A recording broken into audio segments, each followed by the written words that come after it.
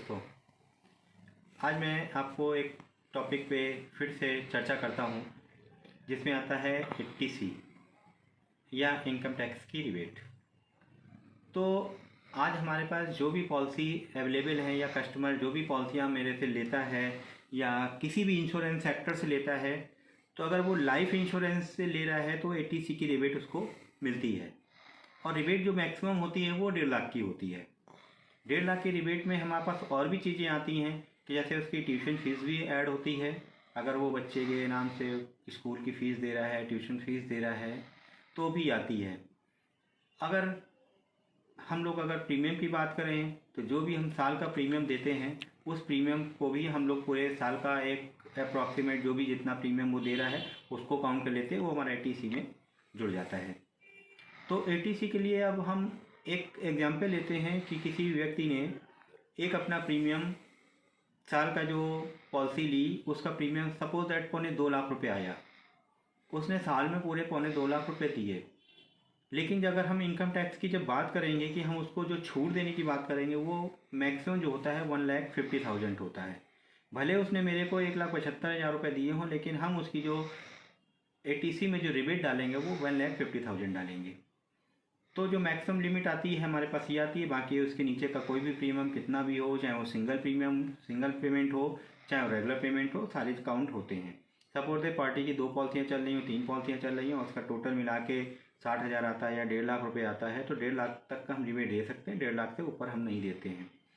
इसके अलावा एक सेक्शन हमारा 80D का भी आता है, जिसमें कि हम मेडिक्लेम पॉलिसियों को शामिल करते हैं। मेडिक्लेम पॉलिसियों में हम मैक्सिमम जो होता है 35,000 तक विद पेरेंट्स दे सकते हैं।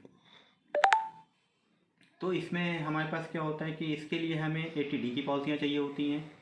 इसमें हम FD जो 5 साल से ऊपर की FD की बात करते हैं वो 80C में हमारी आती है। मेडिकल पॉलिसी की जो बात होती है वो 80D में हमारी आती है। तो हम 80D में केवल मेडिकल पॉलिसी को ही ले सकते हैं और किसी दूसरी पॉलिसियों को नहीं लेते हैं। अगर बंदा सिंगल अपना है और वो उसने परिवार के लिए ले रखा है और फादर मदर इंक्लूडेड नहीं है, तो वो हमारा प्रीमियम 25,000 तक होता है। अगर फादर मदर को इंक्लूड कर लेते हैं तो 35,000 का प्रीमियम हम उस पर माइनस कर लेते हैं, जिसको 80D सेक्शन में डाला जाता है।